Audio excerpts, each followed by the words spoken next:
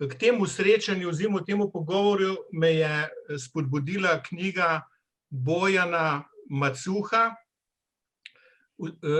z naslovom Polemike in razmišljanja.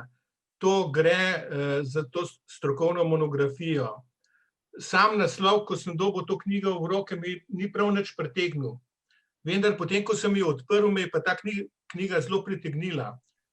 In sem hitro ugotovil, da je vsebinsko zelo zanimiva in pa bogata.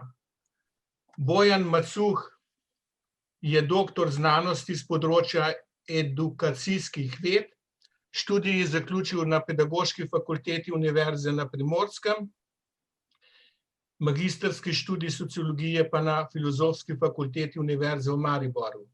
Je docent za področje sociologije. Predava pa na Fakulteti za poslovne in komercialne vede v Celju, na Geva koledžu v Ljubljani in na Višji šoli za kozmetiko v Ljubljani.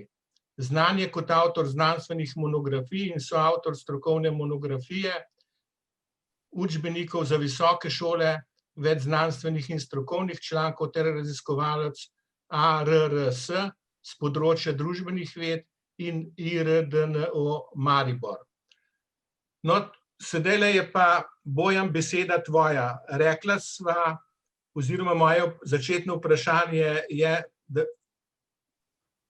kaj te je pripeljalo, kaj te je pred 2 letoma pripeljalo, da si to knjigo izdal, oziroma da si jo napisal? Zdaj, če po pravici povem, kaj me je pripeljalo do tega, moram priznati, da je knjiga nastajala dolgo časa. Zato, ker so to polemike in razmišljanja, ki sem jih objavljal v zadnjih 10 letih prejšnjega desetletja. In ko sem ugotovil, da jih je že toliko, da jih je skoraj da že preveč, in da bodo ostale pozabljene, sem se odločil, da jih strnem v neko vsebino, ki dam, tako kot si na začetku povedal, mogoče manj zanimiv naslov, kot pa je potem sama vsebina na koncu pokazala. Vidim pa, da se je vsebina do današnjih dni zelo aktualizirala. Torej, vsak dan lahko govorimo o vseh 3 področjih, ki jih v knjigi predstavljam, tako ali drugače. Torej, ko govorim o družini, ko govorim o družbi kot celoti in tudi, ko govorim o problemih vzgoje in izobraževanja oziroma šolstva. Zakaj se to danes še toliko bolj prepoznava v družbi kot celoti? Zaradi tega, ker živimo v res čudnih časih in kadarkoli prebiramo vsebine o koronavirusu, o covidu, o SARS-u, o obolelih in vsem tem, kar je s tem povezano, ugotovim, da je verjetno vseh teh polemik in razmišljanj o vsebinah, ki sem jih podajal v zadnjem desetletju, danes še toliko več in bolj prisotnih. To pomeni, da vsem se najdemo tudi danes, ne glede na to, da je vsebina mogoče bila zapisana pred več leti. In zakaj torej menim, da je vredno se o tem vsak dan znova pogovarjati? Zaradi tega, ker so življenjske teme tako široke, tako zanimive, tako pestre in hkrati tako žalostne, da seveda jih je treba obujati. Zdaj, ali jih obujamo s tem, da preberemo, ali s tem, da se o njih pogovorimo, to je stvar posameznika. Mi smo se danes odločili, da predstavimo na to na način, ki je v tem trenutku najbolj aktualen, torej prepoznan kot delo na daljavo, in mislim, da je to lahko tudi za bodoče zgodba o uspehu v podobnih situacijah. Ja, dobro, ampak kaj ti najbolj opažiš, katera je to največja razlika med takratnim časom pa sedanjim časom? Recimo, če navedem samo enega. Takrat, ko ste knjigo pisal, se je vse mudilo. Smo jamrali, da se vse preveč mudi, vse na hitro. Sedaj smo pa v času, ko se je pa vse naenkrat ustavilo. Pa spet ni v redu.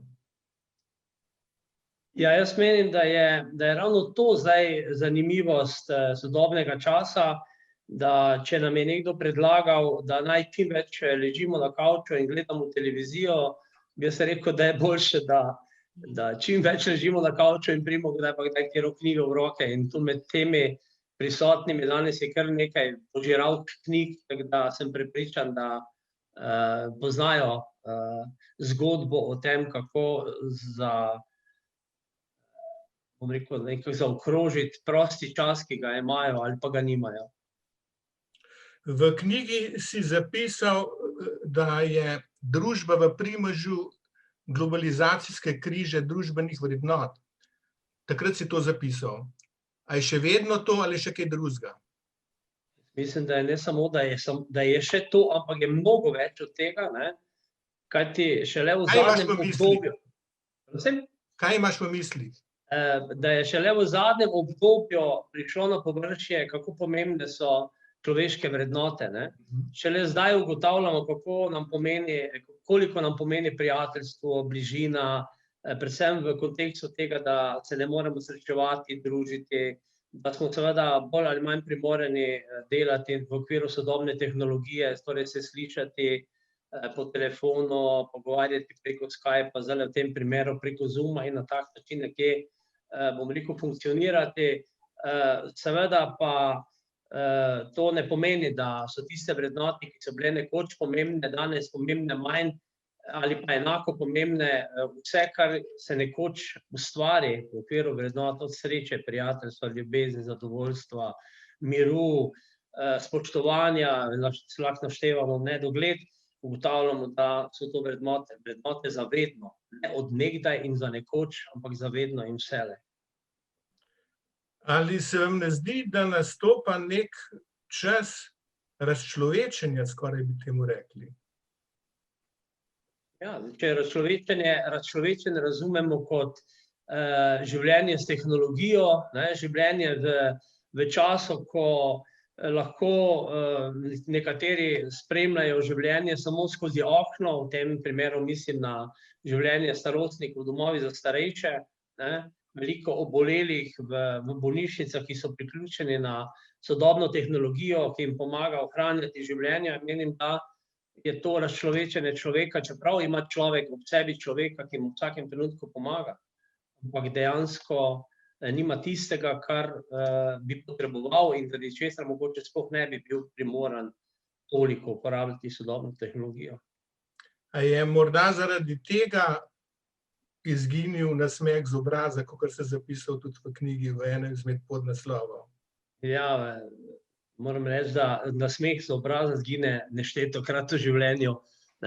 Tam sem se dotaknil prav, bom rekel, posebne krize življenjskih primerov, primerov samomorilnosti, zagotovo pa smo priča, ko nam v zadnjih nekaj mesecih kar pogosto izgine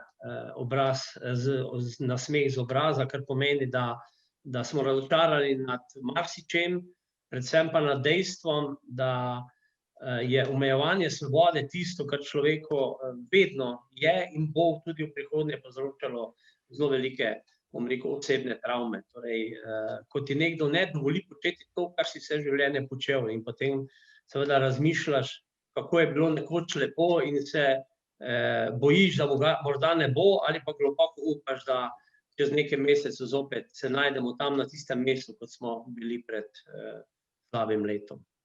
Ja, to bi se kar strinjal, sedanji čas neke vrste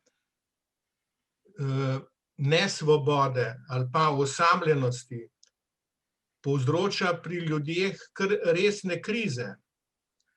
In ta fizična nesvoboda že lahko povzroči zelo hude duševne težave, ki pripelje tudi do samousmrtitev.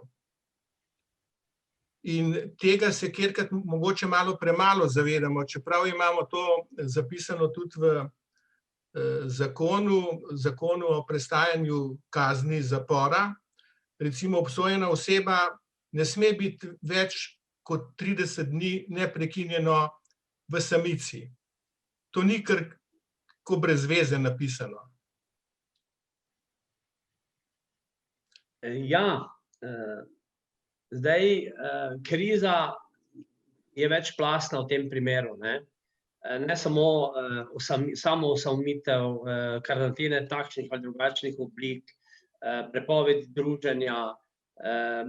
Menim, da je vse to, kar se dogaja v trenutni družbi, ena izmed situacij, ki jo pomnijo verjetno samo tisti najstarejši, bom rekel, na najino žalost med vsemi prisotnimi, mlajšimi, bi verjetno težko verjel, da so se soočali s takimi situacijami. Ampak takoj v vojnem času je bilo podobnih kriz, ko ljudje tudi niso imeli ob sebi vseh tistih, ki bi jih želeli in potrebovali, prav zaradi, bom rekel, političnih zdrah, ki so se porajale v takratni novi državi. Danes pa zgodba nekje podobna, ne. Torej, te omejujejo, te razvojujejo, ti dajejo, bom rekel, navodila, ki so zjutraj takšna, zvečer pa, ko jih poslušaš ponovno, ugotoviš, da si v toku dneva že nekajkrat prekršil, so bila zvečer že ponovno spremenjena. To pomeni, da ta drugačen način življenja zagotovo bi lahko bil tudi v prihodnje posledica za prej omenjeno duševno stisko ljudi tudi v prihodnje. Torej, ne samo zdaj, ampak se bodo te posledice verjetno pri nas vseh poznale tudi v nadaljnjem obdobju. Zagotovo pa pri delu, ki ga sam izvajam, v svojem trenutnem poklicu, ki ga izvajam, ugotavljamo, da je vse na udaru, torej tudi šolstvo, način izvajanja pouka, asocializacija otrok, torej zaprtost v neke okvire z pogoji, ki jim niso vsem enako vredno dodeljeni, in na tak način dejansko ugotavljam, da je bilo šolstvo verjetno 10 let nazaj, ko sem določene polemike o tem pisal, mnogo bolj prijetno, prijazno, so bili otroci mnogo bolj radoživi, starši manj zaskrbljeni, učitelji bolj kreativni, ker so imeli nenehno vsak dan otroke pred sabo. Jaz verjamem, da prav te situacije, s katerimi se danes soočamo, puščajo, bom rekel, negativen prizvok pri vseh akterjih vzgoje in izobraževanja, tako učiteljih, učencih, starših. Jaz bom rekel, tudi pri starih starših, ki velikokrat morajo skočiti na pomoč svojim otrokom, da lahko poskrbijo za lastne vnuke, ki jih starši njihovi torej dejansko ne morejo vsak dan spremljati pri njihovem delu, ki pa, da se ne bom spuščal v to debato, je takšno, kakršno je, kakršno si je šolski sistem v tem trenutku zamislil, ali je ta način dela dober, ali bi lahko bil boljši, ali smo preveč pri nekaterih dosledni, pri nekaterih stvarih dosledni, pri nekaterih pa premalo. To pa moram reči, da stroka bo ugotavljala verjetno čez čas, ko bodo ugotovili, da pri enih so ta stanja slabega leta dni življenja, v narekovaju v karanteni, pustile neke posledice, pri drugih pa verjetno bolj razigranih, manj, bom rekel, manj obremenjenih trenutno bližnjo prihodnostjo, glede na to, da imamo tukaj osnovnošolce in srednješolce, da o onih na fakultetah sploh ni potrebno govoriti, ki tako in tako takšen in podoben način izobraževanja izvajajo že kar lep čas tudi v drugih okvirih. Tako da ja, šolstvo danes ima veliko težav. Jaz sem prepričan, da jih bodo prešli, da bodo še dovolj moči zbrali v teh naslednjih mesecih, za katere upamo, da se bodo končali uspešno in da bomo zopet lahko ponovno stiku tako učitelji z učenci kot profesorji, študenti in delali na način, ki ga vsi najboljše znamo. Lahko kakšno besedo rečemo o tem, kako te družinske odnose, medosebne odnose, ki jih nismo bili navajeni na tak način, kako to preseči, lahko damo kakšen napotek? Jaz mislim, da če je ob krizi vrednot še katera kriza toliko bolj vidna in prisotna, je to kriza medosebnih, partnerskih, zakonskih, družinskih, izvenpartnerskih, katerih odnosov, kar nam potrjujejo tudi mediji s tedenskimi, mesečnimi podajanji novic, katere so prav grozljive. Torej, dokaz več, torej, da nas je obdobje koronavirusa prisililo k temu, da moramo živeti skupaj. Težava je v tem, da dejansko ljudje, naj si bo v katerikoli zvezi, nismo najbolj pripravljeni živeti skupaj ves čas. Živeti skupaj, ja, ves čas pa je že vprašanje, ali nam ustreza ali ne. No, in v teh trenutkih zdržijo res najbolj pristni partnerski, zakonski, izvenzakonski odnosi. Teh ni, da pravičujem, potem zagotovo prihaja do stisk, katere so prisotne. Hudo je, da so v teh stiskah soudeleženi seveda otroci, kot žrtve vseh teh stisk odraslih, katerim bi morali biti zgled, kateri bi morali na nek način razumeti stanje, v katerem smo se našli, in na tak način seveda skupno premagati vse težave, s katerimi se soočamo. Zdaj, ob socialnih stiskah, finančnih stiskah, bom rekel, partnerskih odnosih, ne vem čim še vse, se nam začne dogajati zgodba, da število razvez, zakonskih zvez dejansko v resnici ne narašča, ne. Tako kot tudi ne narašča sklenitev zakonskih zvez, ne. To pomeni, da smo nekje tam, ko smo bili, dejansko pa je to verjetno bolj zatišje in lahko pričakujemo, ko se bo vse skupaj malo bolj sprostilo.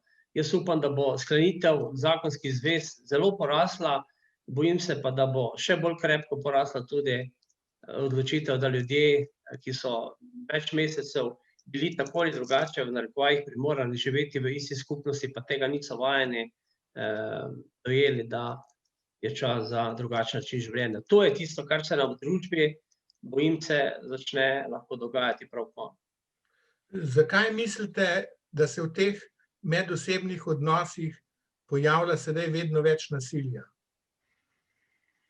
Zato, ker imamo občutek, da je zdaj za štirimi stenami še bolj za tiste, ki izvajajo nasilje, varno, in seveda za tiste, ki so žrtve nasilja, pa še toliko bolj nevarno. Zato, ker imamo občutek, da nam nihče nič ne more, da smo nenadkriljivi, takrat, ko zaklenemo vrata stanovanja, hiše, in seveda tudi, ko se je včasih glasno govorilo, kaj pa počnejo sosedje, vseh teh pričevanjih bližnjih, bom rekel, sosedov v tragičnih dogodkih, ki smo jim bili priča v zadnjih mesecih, znajo povedati samo to, da nič ne vedo, ne. To je tisto, kar tudi zakon na nek način daje pravico ljudem, torej, da se ne vmešavajo v življenje drugih, ne glede na to, kaj se z njimi dogaja, ne. Zato je verjetno ta stiska toliko bolj prisotna. Verjetno kaj pripravlja zopet kakšno novo knjigo, ne? Pa lahko na kratko predstaviš. Moram priznati, da se pri meni vedno nekaj dogaja, ne, zdaj bi bilo preveč hvalospevno, če bi govoril, da se pripravlja, pa kar že naslove, da bi poimenoval in tako dalje. Ja, kar precej stvari poteka hkrati, zagotovo, če bo interes, če bo volja, bomo kdaj katero podobno zgodbo izpeljali ponovno, torej v drugem kontekstu, z drugimi vsebinami, zagotovo pa sem pač tak tip človeka, da nikoli nisem na miru, kar se tiče ustvarjanja, tako da, ja. Bo to leto, bom rekel, kar zanimivo, ob koroni še kaj. Pa v katero smer gre? Gre v leposlovno, gre v strokovno? Ja, v strokovno, v znanstveno, v leposlovno, torej dejansko nastajajo 4-5 stvari hkrati. Vseh naenkrat sigurno ne bomo mogli predstavljati, če bi se to odločili na tak način. Zagotovo pa poudarek bolj dajem v tem trenutku znanstvenemu raziskovalnemu delu, ki me, bom rekel, na en način poganja v vseh teh časih, v katerih smo. Včasih se sprašuješ, ali bo zmanjkalo vsebine, pa ugotavljam, da dokler si tukaj, je tudi vsebina in ni noben problem, da rezultati ne bi bili sami po sebi